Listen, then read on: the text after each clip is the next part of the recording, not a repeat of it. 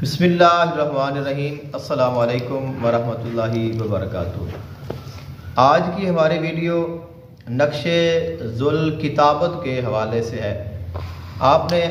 بہت سارے تعویذات دیکھے ہوں گے اور ان تعویذات کی اقسام ہوتی ہیں، لیکن ان میں سے ایک الگ تعویذ ہوتا ہے جس میں ہم دیکھتے ہیں کہ تعویذ کے عام طور پہ تو تمام خانوں میں اعداد ہی لکھے ہوئے ہوتے ہیں، لیکن کچھ ایسے تعویذ ہوتے ہیں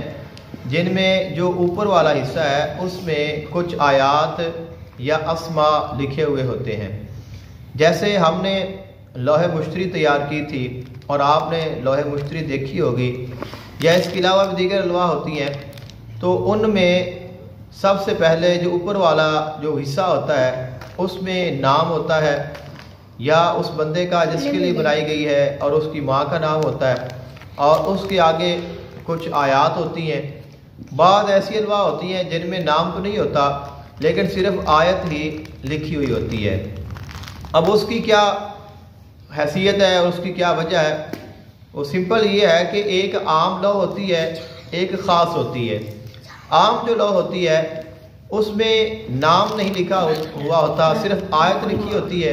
اور اسی کے حساب سے ہی وہ نقش مکمل کر دیا جاتا ہے۔ اور اس کے جو بیک سائڈ ہے، اس کا جو دوسرا حصہ ہے، اس کے اوپر موکل کا نام لکھا جاتا ہے، جو کہ مشتری کا موکل ہے جس کا نام صرف یا ایل ہے۔ تو اگر آپ کے پاس لوح ہے، اس میں آپ کا نام نہیں لکھا، آپ نے عام لوح لی ہے یا کسی نے آپ کو دی ہے، اور اس کے جو دوسرا حصہ ہے جو بیک سائڈ ہے اس کے اوپر صرف یا ایل نام لکھا ہے، تو وہ لوح عام استعمال کے لیے ہے، یعنی وہ کوئی بھی اس کو استعمال کرے، جس کے پاس بھی ہوگی وہ اس کو فائدہ دے گی۔ لیکن اگر اس کے پیچھے صرف یا ایل نہیں لکھا تو پھر وہ لوح کسی خاص کے لیے بنائی گئی ہے، اس لیے آپ کو وہ فائدہ نہیں دے گی۔ تو بعض دفعہ کچھ لوگوں سے غلطی کی وجہ سے یہ بھی ہو جاتا ہے، کچھ لوگ اپنی لوح کو سوشل میڈیا پہ شیئر کر دیتے ہیں، اور دوسرا جب اس کو دیکھتا ہے تو وہ پھر اسی کو ہی کاپی کر لیتا ہے، جس سے اس کو فائدہ نہیں ہوتا بلکہ جس کے نام کی ہے اس کو ہی فائدہ ہوتا ہے۔ تو اسی لیے نام کے ساتھ لکھی جاتی ہے، پھر اس کے جو ہے موکل استخراج کیا جاتا ہے اور پھر اس کو تیار کیا جاتا ہے جو خاص ہوتی ہے۔ اس کے علاوہ بھی بہت سارے ایسے تعویذات ہوتے ہیں جن میں کوئی نہ کوئی اللہ تعالیٰ کا نام ہوتا ہے، یا قرآن پاک کی کوئی نہ کوئی آیت ہوتی ہے، یا کچھ اسماء ہوتے ہیں، کچھ دعائیں ہوتی ہیں، اور نیچے اعداد ہوتے ہیں۔ تو یہ جو نقش ہوتا ہے اس نقش کو نقش ذوالکتابت کہا جاتا ہے۔ عام طور پہ جو دوسرے نقوش ہوتے ہیں ان کو بھرنے کا طریقہ اور ہوتا ہے، جیسے نقش مثلث ہے، یا نقش مربع ہے، یا نقش مخمس ہے، یا نقش مسدس ہے، تو ان کا طریقہ الگ ہوتا ہے۔ یہ جو نقش ذوالکتابت ہوتا ہے اس کے بھرنے اور اس کے بنانے کا جو طریقہ ہے وہ الگ ہوتا ہے۔ تو یہ کس طرح بنایا جاتا ہے، یہ کس طرح فل کیا جاتا ہے، اور اس کی کون سی چال ہوتی ہے، یہی چیز میں نے آپ کو بتانی ہے۔ اور اس کے بعد اگر آپ نے یہ نقش بنایا ہے تو آپ کو کیسے پتہ چلے گا کہ آپ کا جو نقش ہے وہ صحیح تیار ہو گیا ہے یا نہیں ہوا، تو یہ بھی انشاءاللہ میں آپ کو ذکر کروں گا۔ اس کے ساتھ ہی میں نے ایک شخص کو دیکھا تھا، اس نے یہی جو نقش ذوالکتابت ہے وہ بنایا، اور پھر اس نے تمام جو مؤلفین ہیں، جیسے رموز الجفر کتاب ہے تو اس کے جو مصنف ہیں الکاش برنی، ان کو بھی رگڑا لگا دیا۔ اس کے علاوہ دیگر جتنے بھی لوگ لوح تیار کرتے ہیں ان سب کو کہا کہ یہ سب غلط کر رہے ہیں، فیک کر رہے ہیں، اور خاص کر کے جس میں سلام کا اس نے نقش ذکر کیا، اس نے کہا تمام کتابوں میں غلط ہے۔ بہرحال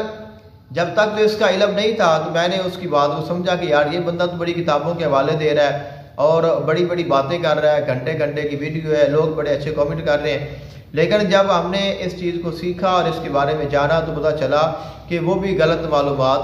دے رہا تھا۔ تو میرے ذہن میں ایک ہی بات آتی ہے، اور وہ ایک مرد درویش کی ہے، ایک ملنگ کی ہے۔ اس نے مجھے کہا تھا کہ یہ کتابوں پہ انحصار نہ کرو، خود سیکھو، کیونکہ کتابوں میں بہت کچھ ہوتا ہے، لوگ بھی بہت کچھ بیان کرتے ہیں، لیکن جب آپ کے پاس علم ہوگا تو پھر آپ کو اندازہ ہوگا، آپ اس چیز کو جان سکیں گے، اور اگر آپ کے سامنے کوئی غلط بات رکھے گا تو آپ کو فوراً پتہ چل جائے گا یار یہ بندہ جو بات کر رہا ہے نا یہ درست نہیں ہے۔ اور یہی وجہ ہے کہ ہمارے پاس بہت سارے تعویذات آتے ہیں، ہمیں پتہ ہی نہیں چلتا کہ یہ تعویذ کس کام کے لیے ہے۔ تو ایک نقش میرے پاس کوئی شخص لے کر آیا اور اس نے کہا کہ یہ جی نقش ہمارے گھر سے نکلا ہے اور اس کو بتائیں کہ یہ کس چیز کا ہے۔ مجھے چونکہ پتہ ہی نہیں تھا کہ نقش کیسے پڑھا جاتا ہے یا نقش جو ہے اس کی کیسے معلومات لی جاتی ہیں۔ عموماً اگر تعویذ میرے پاس آ جائے تو میں اس کو ہاتھ میں پکڑ کر اس کو پتہ کر لیتا ہوں کہ یہ تعویذ کس مقصد کے لکھا ہوا ہے، لیکن اس نے مجھے بھیجی تصویر۔ اب تصویر کو تو میں ہاتھ میں پکڑ نہیں سکتا، نہ اس کو نکال سکتا ہوں، تو موبائل میں ہے، اب پڑھنا مجھے آتا نہیں تھا۔ تو بہرحال جی انہوں نے کہا کہ ہم نے یہ کسی کو چیک کروایا ہے اور انہوں نے ہم سے پتہ نہیں کتنے ہزار روپے لیے ہیں اور اس کے بعد کتنے کلو دیسی گھی لیا ہے، کتنے کلو ہم سے انہوں نے آٹا لیا ہے، چاول لیے ہیں۔ انہوں نے کہا کہ تمہارے اوپر یہ زبردست جو ہے یہ جادو کیا گیا ہے اور آپ اس جادو کی کاٹ کرائیں وگرنہ آپ کا بڑا نقصان ہوگا۔ تو میں نے کہا کہ مجھے لگتا تو نہیں ہے یہ تعویذ دیکھ کر، بہرحال یہ ہے کہ اب مجھے اس کا پتہ نہیں چل رہا، تو آپ ان کو میرے پاس بھیج دیں، میں دیکھوں گا، اگر تو ان کا مسئلہ ہوا تو میں اس کو دم وغیرہ کر دوں گا، اگر نہیں ہوا تو میں بتا دوں گا۔ اب وہ میرے پاس آئے، ایک لمبا سفر کر کے آئے، اور جب میں نے دیکھا تو میں نے کہا کہ میرے حساب سے آپ کے اوپر کوئی مجھے جادو یا جنات یا کوئی اثر نظر نہیں آتا، تو میں اب آپ کو کیسے کہوں کہ آپ کے اوپر کوئی اثر ہے، لہٰذا آپ اس چیز کو ذہن سے نکال دیں۔ لیکن وہ واپس چلے گئے اور انہوں نے جا کے بتایا کہ یہ جو شخص ہے نا اس نے ہمیں صحیح بات نہیں بتائی اور اس نے صحیح سے چیک نہیں کیا، لہٰذا ہم اسی کے پاس جائیں گے جس کے پاس ہم پہلے گئے، جس کو ہم نے ہزاروں روپے دیے ہیں اور مجھے انہوں نے 1 روپیہ بھی نہیں دیا۔ اب وہ چلے گئے۔ اب اس کے بعد جب میں نے اس چیز کو سیکھا، اللہ تعالیٰ نے مجھے علم عطا کیا، تو پھر میں نے اس نقش کو پڑھا۔ جب میں نے اس نقش کو پڑھا تو وہ نقش تھا اس میں اللہ کا، اور وہ نقش میں آپ کو جو انہوں نے بھیجا ہے وہ میں آپ کو انشاءاللہ یہ دکھا دوں گا، نقش اللہ کا نقش تھا اس میں اللہ کا۔ اب میں نے اس سے کہا کہ بھئی یہ دیکھیں کہ یہ جو نقش ہے جو آپ نے مجھے بھیجا تھا، یہ اور بات ہے کہ مجھے اب دیر ہو گئی ہے کافی، لیکن مجھے علم نہیں تھا تو میں نے اس پہ بات نہیں کی، اب مجھے اس کا پتہ چل گیا ہے۔ میں نے کہا کہ یہ اس میں اللہ کا نقش ہے،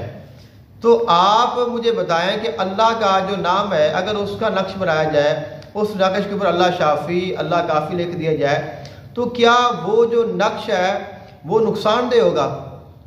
کیا وہ بندے کو مار دے گا یا وہ کوئی جادو ہے، جنات ہے؟ تو اس نے کہا کہ نہیں مجھے تو نہیں پتہ ہے۔ تو وہ تو کہتے تھے کہ یہ قاری صاحب صحیح نہیں ہے، لہذا ہم تو اسی کے پاس جائیں گے جس کے پاس ہم پہلے جا رہے تھے۔ یعنی یہ ہمارا حال ہے کہ اگر کوئی ہمیں سچی بات بتائے تو ہم اس کو ماننے کو تیار نہیں ہیں، اور اگر کوئی لوٹنے والا بیٹھا ہو تو ہم لوٹنے پر تیار ہو جاتے ہیں، اور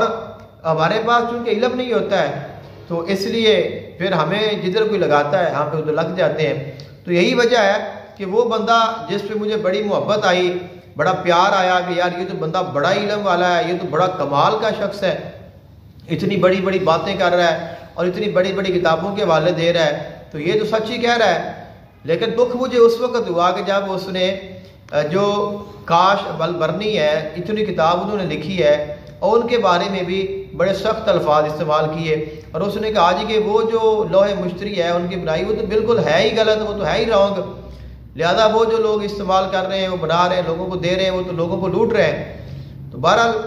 میں نے کہا کہ یار واقعی اس کے پاس کوئی علم ہوگا۔ اس نے وعدہ کیا کہ میں اگلی ویڈیو میں اس کے اوپر پورے جو دلائل دوں گا کہ یہ سب کچھ غلط ہے، لیکن اگلی ویڈیو میں اس نے کوئی دلیل تو نہ دی،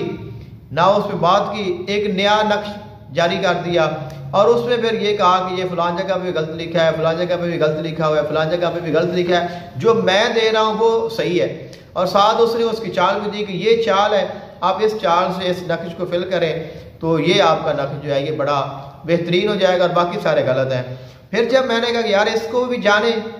ہمیں تو اس کا علم نہیں ہے، اب علم نہیں ہے تو ہم تو پھنس گئے، تو اس کے بارے میں بھی یار کوئی علم ہونا چاہیے۔ تو میں نے کوشش کی، اللہ تعالیٰ نے مہربانی کی اور اس کا بھی ہمیں علم آیا۔ نقش کتابت کی بات کر رہا ہوں، تو اس کے بعد جب ہمیں اس چیز کی پوری تحقیق کا پتہ چلا اور ہم نے دیکھا تو وہ بھی غلط بیان کر رہا تھا اور اس کی چال بھی غلط بتا رہا تھا۔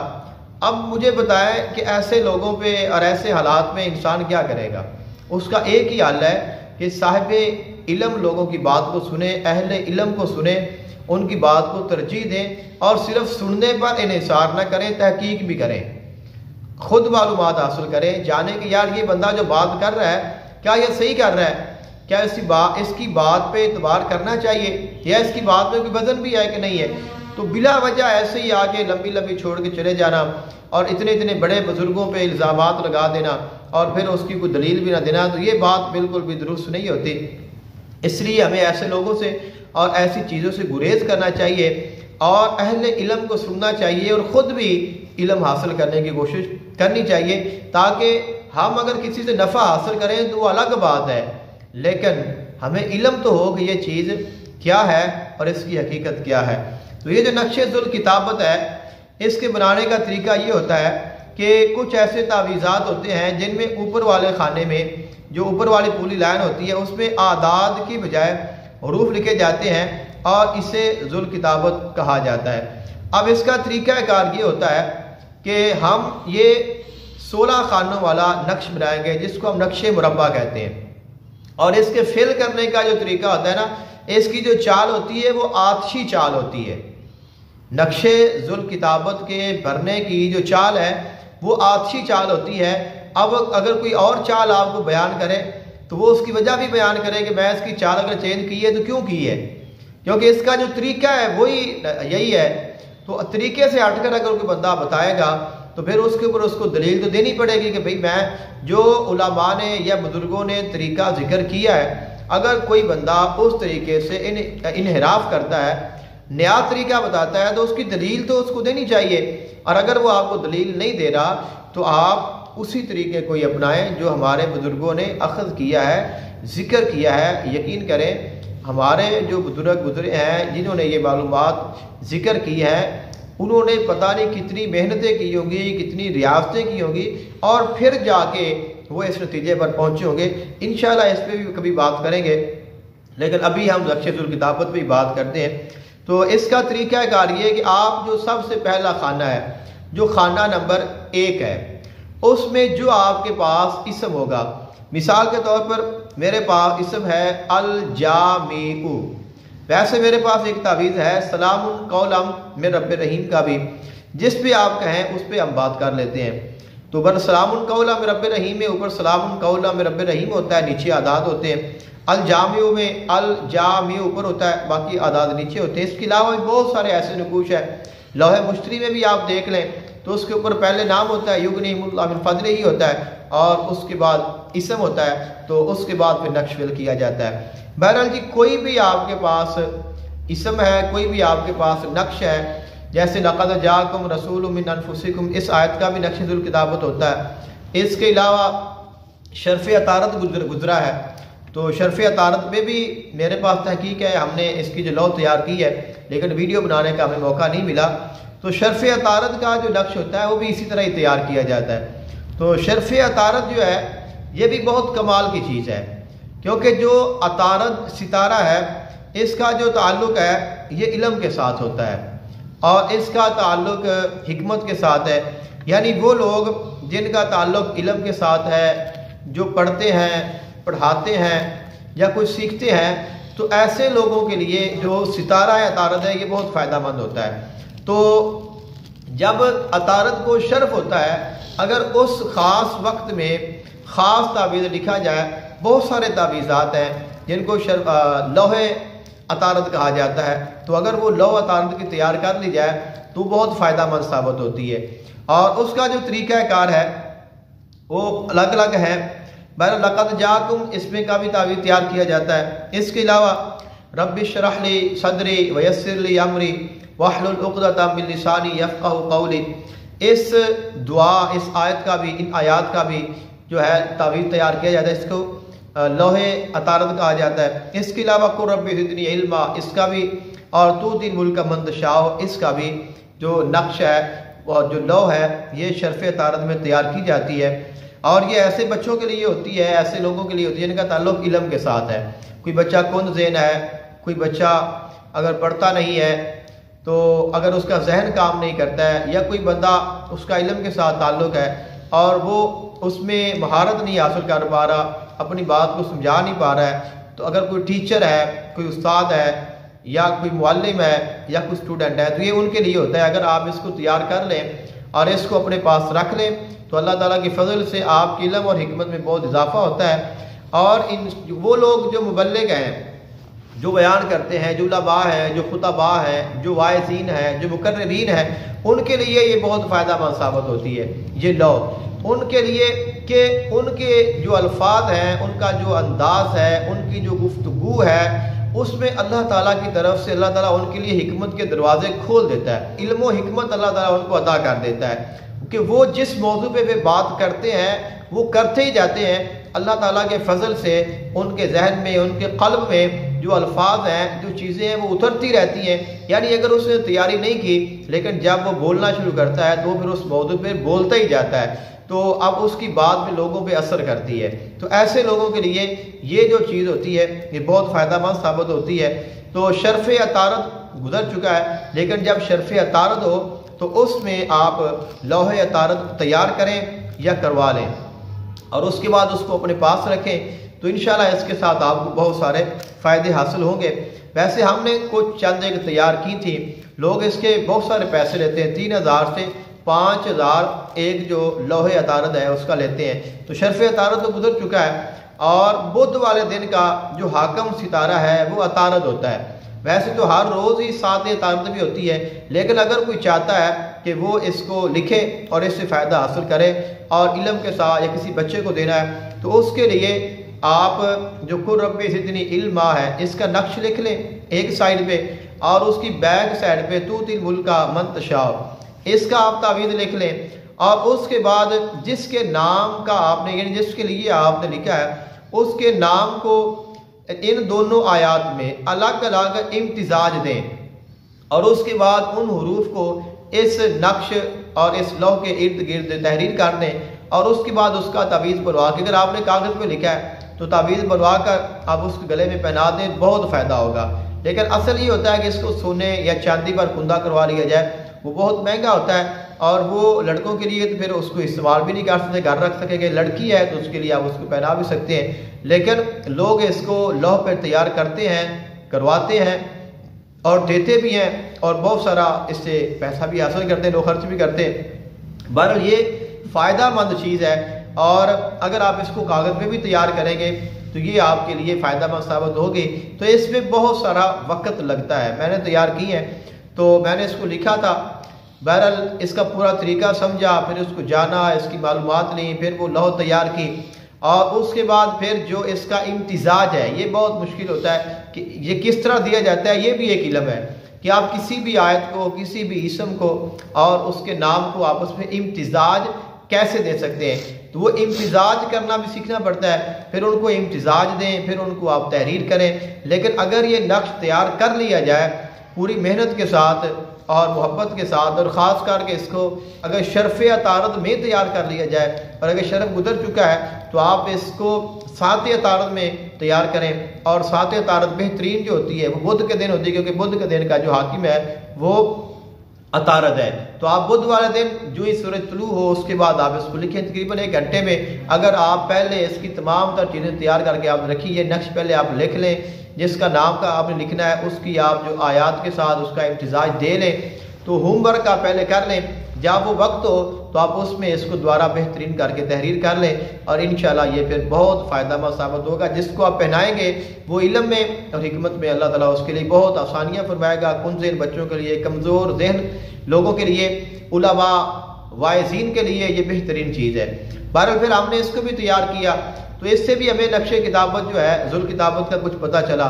تو بہت سارے تعویذات ہیں جو ذل کتابت ہیں، جو لکھائے پڑھے پڑھائے استعمال کیے جاتے ہیں، لیکن ہمارے علم میں نہیں ہوتا۔ اب یہ بنتا کیسے ہے، تو یہ چیز میں نے آپ کو ذکر کرنی ہے کہ نقش ذل کتابت کو ہم نے بھرنا کیسے ہے۔ اب ہمارے پاس ایک نقش ہے، اور وہ نقش ہے ہمارے پاس، اس میں الجامع کا ہے، اس پہ بات کر لیں، یا ہم سلام قولا من رب رحیم پہ کر لیتے ہیں، یہ اس میں مجھے بہت پسند ہے اور اس کو پڑھتا ہوں، مجھے اس کی اجازت بھی ہے۔ تو سلام قولا من رب رحیم، اس کے نقش کے بہت سارے فائدے بھی ہوتے ہیں۔ تو ہم اس نقش کو کیسے فل کریں گے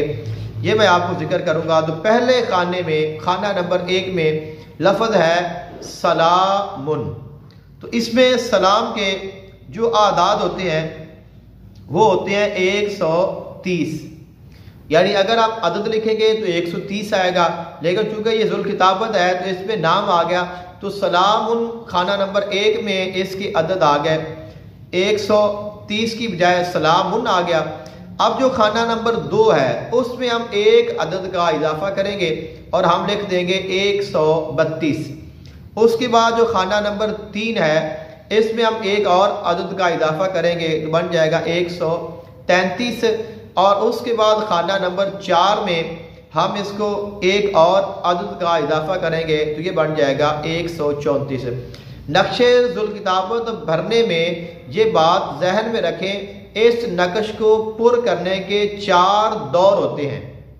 یعنی عموماً ہم کوئی بھی نقش فل کرتے ہیں ایک ہی دور میں ایک عدد کا اضافہ کرتے جاتے ہیں اور وہ پورا کر دیتے ہیں۔ اگر اس میں کسر بچی ہے تو مخصوص خانے میں جا کر ایک عدد کا اضافہ کر دیا جاتا ہے، ایک ہی دور میں ہمارا جو نقش ہے وہ مکمل ہو جاتا ہے۔ لیکن جو نقش ذل کتابت ہے یہ ایک دور میں مکمل نہیں ہوتا بلکہ یہ 4 دور میں مکمل ہوتا ہے، تو اس کا 4 خانوں کے 4 دور ہے، چونکہ ٹوٹل 16 خانے ہوتے ہیں۔ پہلا دور 4 خانوں کا، دوسرا دور 4 خانوں کا، تیسرا 4 خانوں کا، چوتھا 4 خانوں کا، تو 4 طرح سے یہ نقش جو ہے یہ تیار کیا جاتا ہے۔ تو پہلا دور جو ہے وہ یہ ہے کہ پہلے خانے میں اسم، دوسرے میں جو اسم کی اعداد ہیں، جو آیت آپ نے لکھی ہے، جو آپ نے نام لکھا ہے اس ایک عدد بڑھائیں گے، تیسرے میں ایک اور بڑھا دیں گے، چوتھے میں ایک اور بڑھا دیں گے۔ اب آپ کا جو پہلا دور ہے وہ مکمل ہو گیا ہے۔ اب اس کے بعد آپ کا چلنا ہے دوسرا دور۔ اب دوسرا دور کس طرح ہم تیار کریں گے؟ اس کا طریقہ کار یہ ہے کہ آپ کا جو خانہ نمبر 5 ہے، اس کے بعد آپ کا جو خانہ نمبر 6 ہے، اور اس کے بعد آپ کا جو خانہ نمبر 7 ہے، تو خانہ نمبر 5 6 7 اور اس کے بعد آپ جائیں گے 8 میں۔ 8 میں جب ہم پہنچیں گے تو 8واں جو خانہ نمبر ہے وہ آپ کا اسم آئے گا جو کہ آیت کا حصہ ہے، جو چوتھا یعنی سلام قولا من رب رحیم کا نقش ہم کر رہے ہیں، تو اس میں ہمارے پاس الرحیم لفظ آئے گا۔ اب الرحیم کے جو اعداد ہیں وہ ہے 258 258، تو اب 258 الرحیم کے اعداد ہیں۔ تو اب جو پیچھے والے خانے ہیں 3، ہم ان میں ایک عدد کم کر کے لکھیں گے، یعنی جو خانہ نمبر 5 ہوگا اس میں ہم 255 لکھیں گے، اور جو خانہ نمبر 6 ہوگا ہم اس میں 256، اور جو خانہ نمبر 7 ہوگا اس میں ہم 257 لکھیں گے، اور جو خانہ نمبر 8 ہے اس میں ہم لفظ الرحیم لکھیں گے۔ تو اس طرح ہماری جو دوسری چال ہے، ہمارا جو دوسرا دور ہے وہ ہمارا مکمل ہو گیا ہے، اور ہمارے 8 خانے اس نقش کے فل ہو گئے۔ یعنی پہلے اسم ہم نے شروع میں رکھا، اس کا ایک عدد بڑھاتے گئے۔ اب چونکہ ہمارا جو اسم ہے وہ آخر میں ہے، تو ہم جو پہلے 3 خانے ہیں ہم ان میں ایک عدد کم کریں گے، اس لحاظ سے جو خانہ نمبر 5 ہے جو اس میں عدد آئے گا وہی ہم اس سے لکھیں گے، پھر اس سے اگلا، پھر اس سے اگلا 255، پھر 256، پھر 257، اور اینڈ پہ 258 کی جگہ پہ لفظ الرحیم لکھیں گے، یعنی جو اس کے جس قسم کی اعداد ہیں وہ اسم لکھیں گے، تو ہمارا جو دوسرا دور ہے وہ مکمل ہو گیا۔ اب ہم جو اس کا تیسرا دور ہے وہ ہم شروع کریں گے، اور اس کا طریقہ کار یہ ہے کہ اب ہمارے پاس خانہ نمبر ہے 9، اور اس کے بعد خانہ نمبر 10، اور اس کے بعد ہمارے پاس ہے خانہ نمبر 11۔ اب جو خانہ نمبر 11 آئے گا اس میں ہمارے پاس اسم آئے گا، اور وہ اسم آئے گا من رب، کیونکہ سلام قولا من رب رحیم پر بات کر رہے ہیں۔ تو خانہ نمبر جو 3 ہے، مثال اوپر والی لائن میں اگر ہم گنیں تو وہ من رب ہے، من رب۔ اب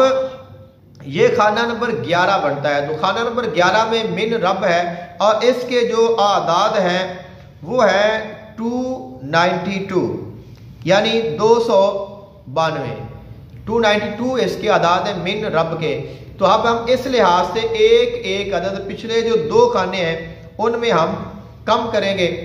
اور پھر ہم اپنے نقش کو ادھر لے کر آئیں گے۔ اب تیسری چال اس کی خانہ نمبر 9 سے شروع ہوگی۔ اب خانہ نمبر 9 میں ہم لکھیں گے 290 290, پھر خانہ نمبر 10 میں ہم لکھیں گے 291 یعنی 291، اور جو خانہ نمبر 12 ہے اس میں ہم وہ اسم لکھیں گے یعنی من اور رب، اور اس کے جو اعداد ہے وہ 292 ہے۔ تو اب اس کے بعد جو خانہ نمبر 12 ہے اس میں ہم 293 لکھیں گے۔ تو اس طرح ہمارے 4 خانے یہ بھی مکمل ہو گئے، اور اس طرح ہمارا تیسرا دور جو ہے وہ بھی پورا ہو گیا نقشِ ذوالکتابت کا۔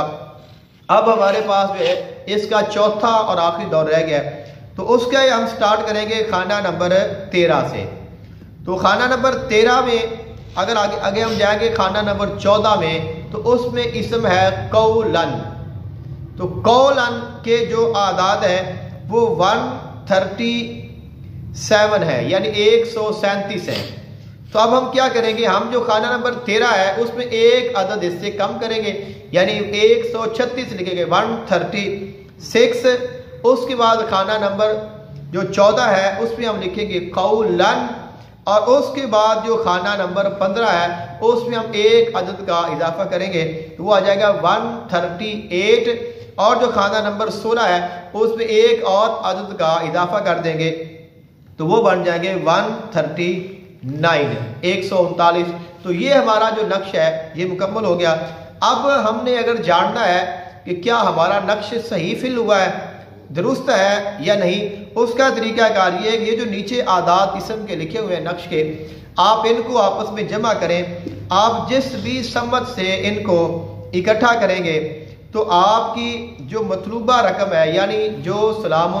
قولم من رب رحیم کے اعداد ہیں وہ تعداد اس کی نکل آئے گی۔ تو اگر وہ تعداد پوری ہو رہی ہے، ہر طرف سے اس کا میزان برابر آ رہا ہے، تو پھر آپ کا جو نقش ہے یہ درست ہے، اور اگر آپ کی جو میزان ہے وہ ایک نہیں آ رہی ہے تو پھر آپ کا یہ نقش جو ہے یہ درست نہیں ہے۔ اس کو آپ دوبارہ فل کریں، دوبارہ چیک کریں، اور جو درست طریقہ ہے اس کے ساتھ اس کو فل کریں۔ تو اس کے ساتھ آپ کوئی بھی نقشِ ذوالکتابت ہے آپ اس کو تحریر کر سکتے ہیں، آپ لکھ سکتے ہیں، تیار کر سکتے ہیں۔ اب میں نے آپ کو اس کی مکمل معلومات ذکر کر دی ہے، نقش بھی ذکر کر دیا ہے۔ میرے پاس کئی نقشے میں آپ کو ذکر کر دیتا ہوں، آپ ان کو چیک کر لیں، آپ ان کو پڑھ لیں۔ اگر تمام نقوش میں یہی طریقہ ہو، یہی چال ہو، تو پھر آپ وہ جو شخص ہے جو کسی کو غلط گائیڈ کر رہا ہے اور الگ سے ایک نئی چال بیان کر رہا ہے، اور وہ شخص جو اتنا بڑا کام کر گیا، اتنی بڑی کتاب لکھ کر چلا گیا، اس کو مرنے کے بعد بھی کوس رہا ہے، اس بندے کو بھی سوچنا چاہیے، اور ہمیں بھی سوچنا چاہیے کہ ہم کس کو سن رہے ہیں، ہم کس کی بات پہ اہمیت دے رہے ہیں۔ بہرحال میرا مقصد کسی کی دل آزاری، کسی کی مخالفت یا کسی کو غلط کہنا نہیں ہوتا۔ میرا مقصد ہے صرف علم کو پھیلانا اور صحیح معلومات دوسروں تک پہنچانا، تاکہ کوئی بھی اگر ایک بھی بندہ اگر ہماری بات کو سنتا ہے تو اس کے پاس غلط بات، غلط معلومات نہیں جانی چاہیے۔ اگر کوئی زیادہ سن لے تو اس کا فائدہ ہے، لیکن غلط جو چیز ہے وہ کسی ایک پر بھی ایک کے پاس بھی نہیں جانی چاہیے۔ اپنی خاص دعا میں یاد رکھیے گا، اپنی رائے ضرور دیجیے گا۔ جزاک اللہ خیرا۔ السلام علیکم ورحمۃ اللہ وبرکاتہ۔